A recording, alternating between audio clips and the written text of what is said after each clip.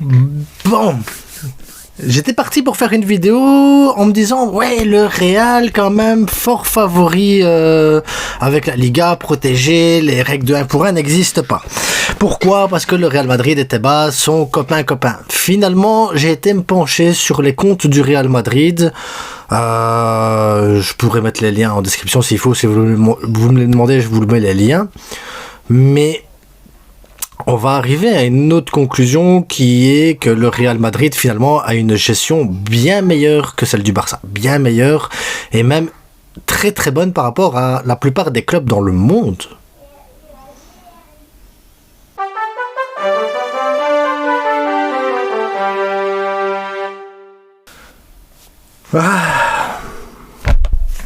Voilà, on va enlever le bonnet. L'hiver vient, mais l'hiver est déjà là. Donc, Pérez est arrivé il y a 15 ans, en 2009. Le fair play financier existe depuis 2013, donc je vais me pencher à partir de 2013 réellement sur les comptes du Real Madrid un petit peu. Si on prend juste l'idée mercato du Real Madrid, depuis 2013, donc la saison 2013-2014, le Real Madrid a dépensé pour 1,295 milliards d'euros.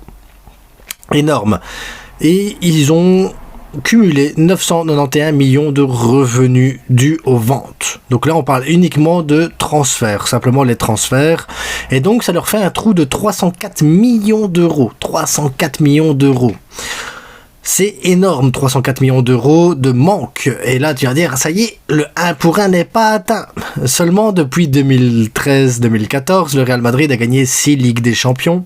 Ces Ligues des Champions ont ramené minimum, et je dis bien minimum, 50 millions par Ligue des Champions. Oui, c'est le minimum. Ça veut dire qu'il y a des campagnes de Ligue des Champions qui ont ramené beaucoup plus d'argent que ça. Là, je me suis basé uniquement sur 3 matchs gagnés en phase de poule, sur le passage participation en phase de poule, 8e, quart, demi et finale gagnée. Et sans compter le nombre de buts, ou les droits TV, ou les primes et tout ça qui vont avec derrière. J'ai pas compté tout ça, j'ai pris le minimum, ce qui nous fait 50 millions. Ce qui fait que le Real Madrid a gagné au minimum 300 millions avec la Ligue des Champions, ce qui fait moins 4 millions d'euros. Donc après, si tu calcules qu'ils ont peut-être gagné 4 matchs ou 5 matchs et tout ça, voilà. Ils sont à l'équilibre parfait. L'équilibre, il est parfait entre le mercato des départs, le mercato des arrivées et les revenus dus à la Ligue des Champions. Donc on parle pas de Coupe du Roi, on parle pas de Liga, on ne parle pas de Super Coupe d'Europe, de Super Coupe d'Espagne, on parle pas de tout ça, on parle pas des matchs amicaux, des trucs à l'international et tout ça. Tout ça ne compte pas et tout ça ne rentre pas en compte. Donc imaginez-vous qu'il y a encore tout ça derrière. Le Real Madrid avait en 2020 241 millions de dettes hors rénovation du stade. Donc la rénovation du stade, il faut savoir qu'en total aujourd'hui on est à 1,76 milliard pour la rénovation du stade. C'est 1,76 milliard la dette. Elle s'élève à ce montant-là aujourd'hui. Le Real Madrid, donc la rénovation du stade, elle est payée exclusivement avec le merchandising, avec les sponsors et avec le cash flow. Tout ça paye les rénovations du stade et donc ce qui fait qu'on a un équilibre. La rénovation du stade, elle est sur 25 ans et sur les 25 ans qu'on divise les 1,76 milliards divisé par 25 avec en plus de ça les intérêts et tout ça en fait cumulé avec la location du stade, les publicités qui vont dans le stade et tout ça fait qu'au revenu t'es à zéro. Ça veut dire que tes dépenses t'es à zéro dans ton marché, ton mercato, le revenu, tout ça, t'es à zéro aussi, dans tout ça, t'es à zéro, avec les titres gagnés, t'es à 0 €, et avec les dettes, et tout ça, t'es à 0 €. Donc le truc, tu te dis, ok, t'es à zéro partout, mais les 241 millions de dettes qu'il y avait avant, où ils sont? Donc, il faut savoir que le Real Madrid est passé de 241 millions de dettes à un bénéfice de 8 millions. Ils avaient énormément de liquidités à l'époque et ces liquidités-là ont permis en fait d'épurer tout doucement cette dette. Comment ils ont épuré cette dette avec les liquidités? C'est en diminuant leur masse salariale à l'époque. Cristiano Ronaldo, Bale, Hazard, tous les joueurs là et tout ça c'est parti, ça fait de la masse salariale, ça fait de la liquidité en plus et ça a permis au Real Madrid de liquider la dette. Mais pas seulement. pas seulement.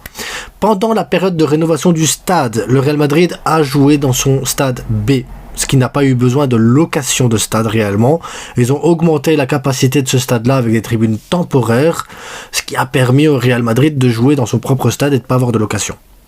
Ça a permis de ramener des revenus. Ces revenus-là ne sont pas aussi élevés que les revenus du Bernabéu.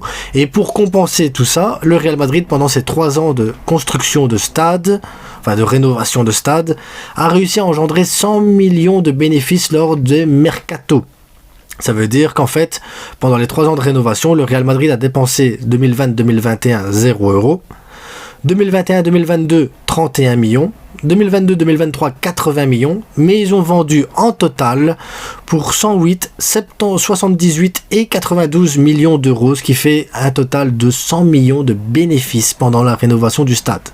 Si on prend le parallèle avec le Barça actuellement qui est avec la rénovation du stade, on est à moins 40 millions. Pendant qu'eux étaient à plus 100. Moins 40, plus 100. Vous voyez la différence en fait entre la gestion du Real Madrid et la gestion du Barça. Ça veut dire qu'à chaque fois, le Real Madrid prend les décisions qu'il faut. Aujourd'hui, on remarque quand même que le Real Madrid paye ces décisions-là sur le plan sportif. Aujourd'hui, et encore, il le paye pas aussi cher que ce que le Barça a payé ces 10 dernières années avec les dépenses illimitées. Presque. Le Real Madrid aujourd'hui n'a pas de réel défenseur gauche. Mendy, Fran Garcia, c'est pas réellement le niveau Real Madrid. Aujourd'hui, à droite, t'as un Lucas Vazquez, Carvajal blessé, ils vont pas prendre de remplaçant. Ils vont aller chercher Asensio, qui va peut-être jouer à droite, voilà, joueur de la B. Défenseur central, ils ont pas dépensé d'argent non plus. Tu as actuellement Tchouaméni qui est défenseur central, Rudiger, et les gars, voilà, ils tiennent la baraque à 2, et uniquement à 2. C'est tout. Alaba devrait normalement revenir de 2 ans presque de blessure. Ils avaient Militao qui repartait en blessure et tout ça, mais il n'y a pas d'investissement réalisé non plus pour renforcer le secteur défensif. Secteur offensif, Vinicius est arrivé il y a longtemps, Rodrigo est arrivé il y a longtemps, de l'autre côté, tu as Brahim Diaz appartenant au Real Madrid. Il n'y a pas eu d'investissement, et Mbappé, c'est les primes qui ont payé le truc, voilà, il est arrivé gratuit, il y a eu des primes, mais tout ça, ça rentre en compte aussi dans les calculs de masse salariale. Mais pourquoi le Real Madrid, finalement, est tranquille avec le fair play financier? C'est que Pérez ne dépense pas d'argent quand il ne doit pas dépenser d'argent, quitte à se mettre un peu les supporters à dos et dire non, moi je dépense pas d'argent, très bien, ok, je dépense pas. De toute façon, derrière, ils vont aller chercher des titres, comme ça, malgré tout, ils vont quand même chercher des titres, et ils font attention. Ils font extrêmement attention. Les contrats de joueurs vieillissants sont des contrats d'1 an. Il n'y a pas de contrat comme tu as avec Robert Lewandowski qui augmente avec le temps, ou Ter Stegen qui augmente avec le temps, ou Frenkie qui augmente avec le temps. Tu as des contrats d'1 an. Tu re-signes 1 an, ok, mais c'est à ce salaire-là. Sinon, tu ne re-signes pas, tu peux partir à la retraite. Et c'est comme ça, au Real Madrid, que ça fonctionne. Ça veut dire qu'il n'y a pas de bonus, tu peux t'appeler comme tu veux, tu peux être qui tu veux. Si derrière tu veux continuer à jouer au Real Madrid, c'est ce salaire-là. Si tu ne veux pas jouer, très bien, c'est comme ça. Si tu veux rester au Real Madrid, le contrat c'est 1 an. Si tu veux une année supplémentaire, sois performant et on discutera de l'année supplémentaire.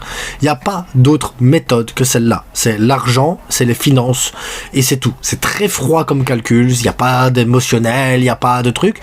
Mais au final, le Real Madrid, si aujourd'hui il veut dépenser de l'argent, il peut dépenser de l'argent. Si aujourd'hui le Real Madrid a envie de dépenser, de faire un truc, ils peuvent le faire. Et il faut savoir que dans le calcul de la rénovation du stade, il y a encore 345 millions qui n'ont pas été utilisés. Donc ça veut dire que le Real Madrid a encore un bonus de 345 millions qui sont bloqués par la banque au cas où ils auraient besoin d'argent. Donc ça veut dire qu'ils ont encore de l'argent sur le côté qui n'est pas utilisé. Et donc ces taux d'intérêt-là ne sont pas encore comptabilisés. Si le Real Madrid a des besoins, ils le prendront. S'ils n'en ont pas besoin, ils ne le prendront pas. C'est aussi un calcul à faire. Maintenant, le Real Madrid, je pense qu'ils vont l'utiliser parce qu'ils veulent clôturer définitivement cette année-ci la rénovation du stade parce que elle n'est pas encore totalement terminée. Il n'est pas à 100% de sa capacité non plus. Mais quand ils vont revenir à 100% de sa capacité, le Real Madrid va pouvoir encore générer plus de revenus. Aujourd'hui, ils ont dépassé le milliard d'euros en chiffre d'affaires, ce qui leur a permis de faire 16 millions de bénéfices sur l'année fiscale précédente, ce qui est une très bonne chose quand tu vois le Covid, qui compte aussi une perte d'argent. Il faut savoir que le Real Madrid, jusqu'en 2031-2032, 40 millions est enlevé de leur masse salariale pour le Covid. Donc à un moment donné, ils pourront peut-être même liquider ce truc du Covid. Il y a le merchandising, le fait est qu'il y ait des restaurants, qu'il y ait des nouveaux magasins, qui est tout ça qui arrive dans le stade, la location du stade pour des grands événements et tout ça va faire en sorte que en fait la rénovation du stade ne coûtera pas 1 euro au Real Madrid et va en plus de ça engranger plus de revenus, plus de recettes, et donc le Real Madrid va revenir très bien.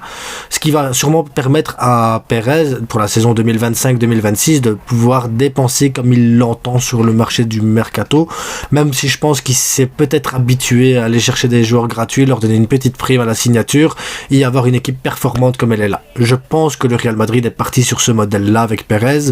On verra l'après Pérez, mais en tout cas, la gestion du Real Madrid est excellente. Et c'est normal que eux ne subissent pas le 1 pour 1, le 2 pour 2, le 6 pour 6, le attention il faut vendre lui pour avoir lui, ou alors on va vendre des parts. Non, le Real Madrid a déjà vendu ses places VIP comme le Barça va le faire.